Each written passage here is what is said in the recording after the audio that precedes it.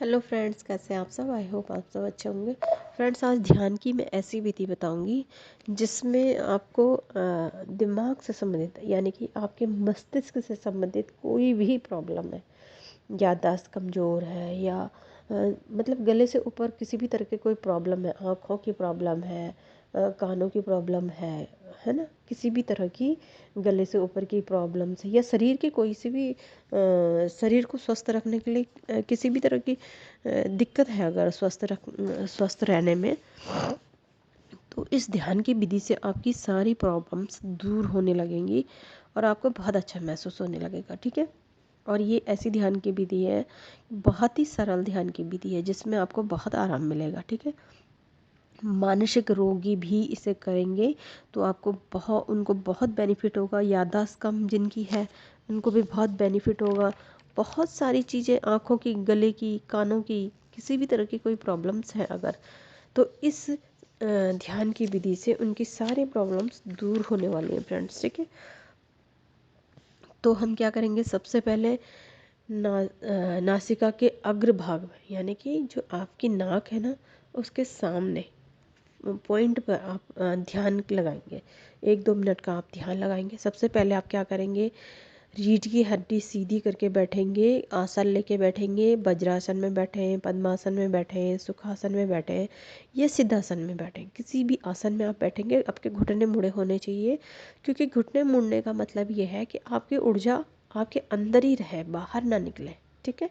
ये होता है घुटने मुड़ने का मतलब, किसी भी ध्यान साधना में इसीलिए घुटनों को मोड़ा जाता है। ठीक है। सबसे पहले आप नासिका के अग्र भाग में देखें 1-2 मिनट तक। ठीक है। उसके बाद आप धीरे धीरे अपनी आँखों को बंद करेंगे और थर्ड आई चक्रा पे आप ध्यान लगाएंगे। ठीक है। तो हम क्या करते हैं, ध्यान ध्यान साधना जो होती है, यदि किसी ने सबसे पहले भी अगर ध्यान की आज्ञा चक्र पर ध्यान लगाया था, उसके बारे में मैं आपको बाद में बताऊंगी कि उसमें कैसे अगर वो आज्ञा चक्र पर पहले ध्यान लगता था और अब नहीं लगता है, तो वो भी मैं आपको बताऊंगी इसमें कि किस तरह से आप दोबारा से इसको करेंगे। ठीक है। तो सबसे पहले आपने क्या किया, नासिका के अग्रभाग में ध्यान लगाया और 1-2 मिनट उसके बाद आप आज्ञा चक्र में अपना ध्यान लेके जाएंगे, आंखें बंद कर देंगे, है ना। और सबसे पहले सांस भीतर लेंगे, अंदर की तरफ सांस लेंगे, लंबी गहरी सांस लें और हल्के हल्के छोड़ें। ठीक है। अपनी हथेली को नाभि के दोनों तरफ रखें, यानी कि ऊपर की खुली रखें, आपके चेहरे की तरफ खुली रहनी चाहिए दोनों हथेलियाँ, और नाभि बीच में होगी, दोनों साइड हथेलियाँ खुली होंगी। ठीक है। इस तरह से रखें। तो ये क्या होगा, आप 8-10 मिनट तक इसको ऐसे ही ध्यान में रहेंगे और सांस लेंगे लंबी और छोड़ेंगे। ठीक है। छोड़ते समय आप कैसे करेंगे, ओम,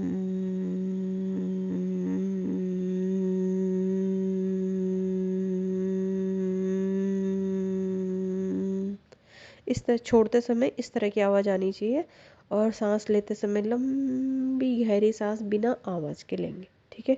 उसके बाद छोड़ते समय ऐसे गूंजनी चाहिए, गुंजन की आवाज़ आनी चाहिए। ठीक है। जैसे भंवरा गुंजन करता है ना, इस तरह की आवाज़ आनी चाहिए। शरीर की ऊर्जा ब्रह्मांड में प्रभावित कर रही होती है। इस तरह से आप क्या करेंगे, जो आपकी हथेली है ना, हथेली आपने नाभि के दोनों तरफ रखी, और जैसे ही आपकी गुंजन होने लगी, आप सांस छोड़ने लगेंगे, तो हथेली को ऊपर उठाते रहेंगे और चारों तरफ फैला देंगे अपनी हथेली को। चारों तरफ फैलाने का मतलब है कि आपकी नाभि से नकारात्मक ऊर्जा सारे बाहर निकल के बाहर फैल गई है, बाहर निकल गई है। आपके शरीर की जितनी भी नकारात्मक ऊर्जा थी, सारी बाहर की तरफ प्रवाहित हो गई है। ठीक है। तो जैसे आपके गुंजन की आवाज़ आ रही है, तो मतलब आपके शरीर से नकारात्मक ऊर्जा बाहर निकल रही है नाभि के रास्ते, और चारों तरफ मतलब बाहर की तरफ फैल रही है, बाहर निकल जा रही है। ठीक है। इसी तरह से आप इसे बार बार महसूस करेंगे। लंबी गहरी सांस लेंगे और छोड़ते समय ओम, इस तरह से जो गुंजन होगी धीरे धीरे जब हम छोड़ेंगे सांस को, तो उस वक्त आप ये महसूस करेंगे कि आपके अंदर जितना भी गंदगी है, कचरा है, बुरी सोच है, जलन है, किसी के प्रति नफरत है, किसी भी तरह की कोई भी नकारात्मकता है, वो सब बाहर निकल के दूर हो रही है। ठीक है, इस तरह से आप बार बार महसूस करेंगे। ठीक है, ये करेंगे आप 10 मिनट्स तक, ऐसा आप बार बार करेंगे 10 मिनट्स तक। अब फिर से आप क्या करेंगे, सहज रूप से बहुत ही हल्के से सांस को भीतर भरे, सहज रूप से ऐसे ही ध्वनि उत्पन्न करते रहे और छोड़ते रहे, जैसे भंवरा गुंजन करता है। अभी मैंने आपको बताया था ना, वैसे ही आप करेंगे। नाभि के पास दोनों हथेली रखें।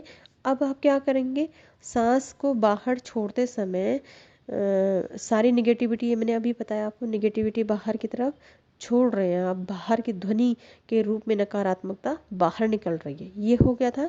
जब निगेटिविटी बाहर निकलेगी तब हाथों, जब आपकी सारी निगेटिविटी बाहर निकल गई 10 मिनट्स तक, तो तब उसके बाद क्या करेंगे, हाथों को फिर से आप क्या करेंगे, उल्टा अभी आपने सीधे कर रखे थे, अपने फेस की तरफ खोल रखी थी हथेली, अब उल्टा कर देंगे। अब क्या करेंगे, हम बाहर से ऑक्सीजन यानी कि पॉजिटिविटी इकट्ठा करके अपनी नाभि में डालेंगे। इस तरह से दोनों हाथों को फैलाएंगे और नाभि के आसपास दोनों हाथों को लाते रहेंगे, फैला फैला के लाते रहेंगे। मतलब जब गुंजन आएगी, मतलब करना तो वही है, लंबी गहरी सांस लेनी है और गुंजन करते हुए छोड़नी है। तो जब आप चारों तरफ से पॉजिटिविटी इकट्ठी करके नाभि के रास्ते लंबी गहरी सांस लेके अंदर तक ले जाएंगे और फिर गुंजन के रास्ते नकारात्मकता बाहर आएगी। इस तरह से आपने क्या करना है, पॉजिटिविटी को अंदर डालना है, निगेटिविटी को बाहर निकालना है। पहले तो पूरा निगेटिविटी ही बाहर निकलती रहेगी बार बार, लेकिन जैसे आप अपनी हथेलियों को पलट देंगे, है ना, हथेली को आगे उल्टा कर देंगे, फैलाएंगे इस तरह से, जैसे बाहर से आप पॉजिटिविटी इकट्ठी करके अपनी नाभि में भर रहे हैं। ठीक है, ब्रह्मांडीय ऊर्जा मेरे भीतर प्रभावित हो रही है, बाहर से आप इकट्ठी करके अपनी नाभि में भर के आपके शरीर के अंदर जा रही है। ठीक है, नाभि के भीतर प्राण ऊर्जा अंदर जा रही है, तो वो कौन सी ऊर्जा होगी, प्राण ऊर्जा, सकारात्मकता आपके शरीर के अंदर प्रभावित हो रही है। ठीक है, तो ऐसा आप 4-5 दिन तक लगातार करेंगे। और अगर आपको बहुत अच्छा लगा, कुछ सूक्ष्म सूक्ष्म अनुभव हुए अच्छे वाले, तो आप इसको लगातार 21 दिन तक करेंगे। 21 दिन तक अगर आपको 2-4 दिन में अच्छे अनुभव हुए, अच्छा महसूस हुआ, आनंद खुशी हुई, तो आप इसे लगातार करते ही रहेंगे। फिर आपको दूसरी विधि में जाने की ज़रूरत नहीं है। ध्यान में जो विधि आपको सध जाती है, जो विधि आपके लिए सही होती है, उसी विधि में रहना चाहिए। दूसरी कोई भी विधि अपनाने की आपको आवश्यकता नहीं पड़ेगी, ज़रूरत नहीं होगी। ठीक है, और अगर आप 4-5 दिन में आपको अजीब सा महसूस हो रहा, कुछ फ़र्क ही नहीं पड़ा, जैसे कुछ फ़र्क नहीं पड़ा, तो 21 दिन तक करके देखें, है ना। और इन्हीं 21 दिन में अगर कुछ निगेटिविटी मन में आ रही है या गलत चीज़ें आ रही है, तो आप इस विधि को छोड़ दीजिए, फिर आप दूसरी विधि कीजिएगा। ठीक है, पहले भी मैंने ध्यान की विधियाँ बताई हैं, इसमें शिव सर्वोदय विज्ञान में बताई है, तो उनको भी आप अपना सकते हैं, वो बहुत अच्छी विधियाँ हैं। वो उससे भी शरीर के हर एक अंग को स्वस्थ किया जा सकता है, ध्यान में जाया जा सकता है। ठीक है, ये जो ध्यान तरंग है वही नाड़ियों को शुद्ध करती है, दिमाग की कमजोरी को दूर करती है, आपको बहुत आराम मिलता है, आपका आज्ञा चक्र धीरे धीरे आपको अलौकिक अनुभव प्राप्त कराता है। ठीक है, तो ये प्रयोग आपको ज़रूर करना है। इससे क्या क्या बेनिफिट होते हैं वो मैं आपको बताती हूँ। इसके बेनिफिट हैं, सबसे पहले चीज़ों को जो भूल जाते हैं, कहीं रखी और भूल गए, ज़्यादातर ये प्रॉब्लम्स आती है एक एज के बाद आती है। वैसे तो बच्चों में भी ये प्रॉब्लम्स है, क्योंकि खान पान अच्छा नहीं है, हर चीज़ में मिलावट है, इस वजह से ये प्रॉब्लम्स आती है। तो ये बाहर का खाना कम कर दें, और दूसरा ये प्राणायाम जरूर करें। ठीक है, ये भी एक प्राणायाम के अंदर ही आता है, तो ज़रूर करें इसको। ठीक है,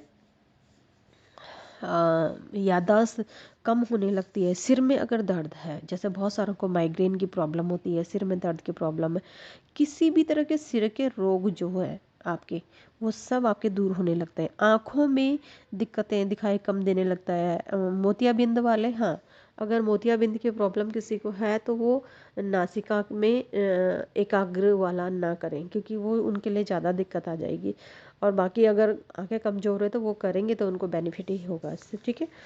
अच्छा, नाक की प्रॉब्लम से है तो वो भी इससे दूर हो सकती है। अगर हमारी नाड़ी स्वर अगर हमारी जो नाड़ियाँ हैं, यानी नहीं, हमारे जो स्वर है, चंद्र स्वर और सूर्य स्वर, मैंने पीछे बताया चंद्र स्वर कौन से होता है, सूर्य स्वर कौन से होते हैं, है ना। तो उनके अनुसार अगर हमारा नहीं चल रही है, नाड़ियाँ हमारी उनके अनुसार नहीं चल रही है, मतलब कैसे उनके अनुसार कैसी चलनी चाहिए, मतलब जैसे कि अमावस्या आई, अमावस्या के दूसरे दिन, पहला दिन जो होता है अमावस्या का, जो अमावस्या के बाद जो पहला दिन आता है वो होते प्रतिपदा, पहला दिन होता है प्रतिपदा, द्वितीय और तृतीया, ये 3 दिन लगातार चंद्र स्वर चलना चाहिए, यानी कि बाई नासिका से सांस आने चाहिए। फिर चौथा, पांचवा और छठे दिन क्या होता है, सूर्य स्वर चलना चाहिए। इसी तरह से प्रक्रिया आगे चलती जाती है। अगर इस हिसाब से नहीं चल रहा है, या जैसे कि हमें बहुत भूख लगी है और हमारी सूर्य नाड़ी नहीं चल रही है, तो इसका मतलब हमारी प्रकृति के हिसाब से नाड़ियाँ नहीं चल रही है, हमारे शरीर में कहीं ना कहीं नाड़ियों में रुकावट है, गंदगी फंसी हुई है, तो हमें प्राणायाम की आवश्यकता है ही है। तो हमें प्राणायाम करना बहुत ज़रूरी है, नहीं तो उसी की वजह से ये मानसिक प्रॉब्लम्स आती है, दिमाग की प्रॉब्लम, बालों की प्रॉब्लम, आँखों की प्रॉब्लम, किसी भी तरह की प्रॉब्लम है, ये सब नाड़ियों की अशुद्धि के कारण ही आती हैं फ्रेंड्स, ठीक है। इस बात को आप नोट कर लीजिए, ये बहुत इंपॉर्टेंट चीज़ है। अगर आपकी नाड़ियाँ शुद्ध हैं तो आपकी सांसें प्रकृति के हिसाब से चलेंगी, ठीक है। और जब आपकी स्वर प्रकृति के हिसाब से चलेंगे तो आप जब जो स्वर चाहोगे वही स्वर चलने लगेगा, ठीक है। स्वर अनुकूल होने पर भोजन के समय भूख लगेगी, और सूर्य स्वर ना चले तो नेचुरल प्रक्रिया नहीं है ये। प्यास लगी है और चंद्र स्वर नहीं चल रहा है तो ये भी नेचुरल प्रक्रिया नहीं है। मतलब जब आप लिक्विड्स लेते हैं तो उस वक्त आपका चंद्र स्वर चलना चाहिए। जब आपको भूख लगी है या बड़ी नीति आपको करनी है या आपको नहाना है तो उस वक्त आपको सूर्य स्वर चलना चाहिए, ठीक है। ये प्रक्रिया अपने आप होने लगती है अगर हमारी नाड़ियाँ शुद्ध हैं तो। अगर ऐसा नहीं है तो इसका मतलब आप प्रकृति के हिसाब से नहीं चल रहा आपका। यदि मन में विचार चल रहा है कठिन कार्य करने का, बहुत ही मतलब हमें हार्ड वर्क करना है, कोई चीज़ खुदाई करनी है या कुछ करना है, उस वक्त अगर हमारी सोच से ही सूर्य स्वर चलने लगा तो इसका मतलब आपका स्वर बिल्कुल बहुत अच्छे हो रखे हैं, साफ सुथरे हो रखे हैं आपकी नाड़ियाँ, ठीक है। तो इससे पता चलता है हमारी नाड़ियाँ शुद्ध है या नहीं है, ठीक है। शुद्ध करने के तरीके सभी प्राणायाम मैंने बताए हैं आपको, धीरे धीरे और भी बताऊंगी।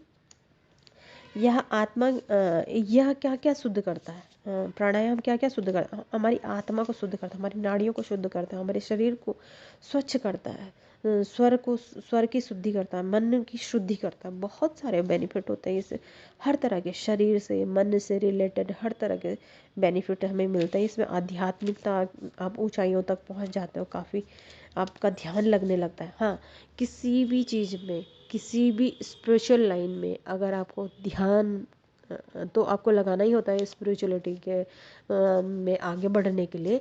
तो इस क्षेत्र में आपको अगर आगे बढ़ना है तो आपका ध्यान लगना ज़रूरी है, लेकिन आपका ध्यान तब तक नहीं लग सकता है जब तक आपकी नाड़ियाँ शुद्ध नहीं है। नाड़ियाँ कैसे शुद्ध होंगी? प्राणायाम से, ठीक है फ्रेंड्स। ये बहुत इंपॉर्टेंट बात है, इसको ध्यान रखें। 21 दिन तक निरंतर अभ्यास करें किसी भी तरह के ध्यान साधना के या प्राणायाम के, ठीक है। हमारी नाड़ी शुद्धिकरण, मन का शुद्धिकरण, जैसे कि हमारी नाड़ियाँ जब शुद्ध होती हैं तो क्या क्या होता है, मन का शुद्धिकरण हो जाता है, अपने अंदर ओंकार की ध्वनि सुनाई देने लगती है हमें जब हमारा ध्यान लगने लगता है ना। क्या क्या लाभ होते हैं इससे, अपने भीतर सोहम का मंत्र हमें सुनाई देने लगता है। आपका आज्ञा चक्र जो ऊर्जा का हमारा आज्ञा चक्र जो है, जिसपे हमारा ध्यान नहीं लग रहा था, लाख चेष्टा करने पे, लाख प्रयास करने पे भी हमारा ध्यान आज्ञा चक्र में नहीं जा रहा था, लेकिन जब हम नाड़ी शुद्धिकरण कर लेते, प्राणायाम करते, तो उसके बाद हमारा ध्यान आज्ञा चक्र में लगने लगता है, ठीक है। 21 दिन में परिवर्तन आने लगेंगे, कुछ अलग होने लगेगा, ये आप महसूस करेंगे। क्या अलग होने लगेगा? आप अपने जीवन में अगर इन विधियों में से किसी एक विधि से आपको लाभ मिलता है तो आप कोई और विधि नहीं अपनाएंगे, ठीक है, जिस विधि से आपको लाभ मिलेगा उसी को आप अपनाएंगे। अगर शरीर में एनर्जी की कमी है, संकल्प की कमी है, आप संकल्प लेते हैं आप उसे पूरा ही नहीं कर पाते, किसी संकल्प में ठहरते नहीं हैं, तब आपको एक ही विधि से सारी प्रॉब्लम्स दूर हो जाएंगी, जितनी भी प्रॉब्लम है ये, ठीक है। आप किसी और विधि से में नहीं जाएंगे, ठीक है ना। तो इसी तरह से आप इस पे ध्यान लगाएंगे। ध्यान लगाने से पहले आप पानी पिएंगे। नित्यक्रम करने के बाद आप ढीले वस्त्र पहनकर ध्यान साधना में बैठेंगे। सूर्योदय से पहले ये सब प्रयास आपको करने होते हैं, ठीक है फ्रेंड्स। तो आज के लिए इतना ही। Thank you so much.